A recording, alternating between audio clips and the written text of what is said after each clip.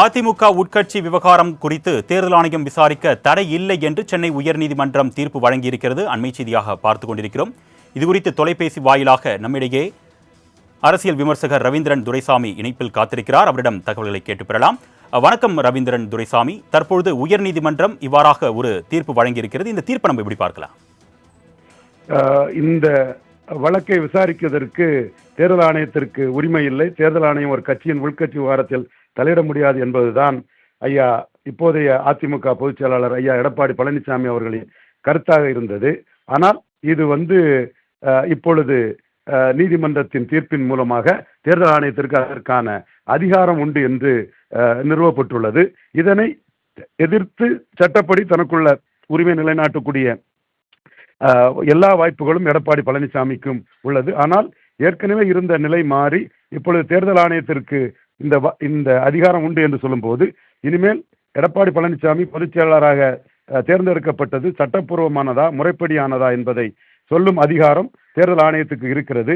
அதில் பாதிக்கப்பட்ட தரப்புகள் தேர்தல் ஆணையத்தை அணுகி தங்கள் நியாயத்தை கேட்க விரும்பலாம். குறிப்பாக தேர்தல் ஆணையம் ஏற்றுக்கொண்டது இரட்டை தலைமை என்பதை ஏற்றுக்கொண்டார்கள். அதற்கு பிறகு நீதிமன்ற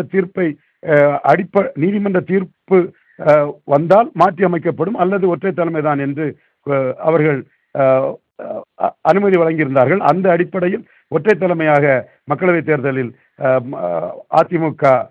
அதிமுக வேட்பாளர்களுக்கு இரட்டை இலை சின்னத்தை வழங்கியவர் எடப்பாடி பழனிசாமி. அதற்கு முன்பு சட்டமன்ற தேர்தல் இரட்டை தலைமையாகத்தான் இபிஎஸ் ஓபிஎஸ் 2 பேரும் சேர்ந்தே அதை வழங்கினார்கள்.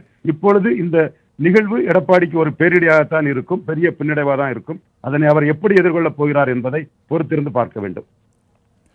சரி, இப்போ சென்னை உயர்நீதிமன்றம் தேர்தல் ஆணையத்திற்கு இவ்வாறாக அனுமதி வழங்கியிருக்கக்கூடிய நிலையில் வர 2026 சட்டசபை தேர்தல் நடைபெற இருக்கு. இன்னும் ஒரு 10, 12, 13 மாதங்கள் தான் இருக்கக்கூடிய நிலையில் இந்த தேர்தல் ஆணையம் எவ்வளவு சீக்கிரத்தில் இந்த வழக்கை விசாரணைக்கு எடுத்து ஒரு முடிவுக்கு வரும் நம்ம எதிர்பார்க்கலாம்? அது தேர்தல் ஆணையம் உங்களுக்கே தெரியும். இது ராத்திரி 11:30 மணிக்கு இது ஆயிரக்கணக்கான பக்கங்களில் சசிகலா தரப்பும் ஓபிஎஸ் தரப்பும் அஃபிடவிட் போட்டிருக்காங்க. அதை படித்து பார்க்க டைம் இல்லைன்னு அதை ஃப்ரீஸ் பண்ணதும் நம்ம தேர்தல் ஆணையத்தோட நடவடிக்கைகளை நம்ம பார்த்தோம்.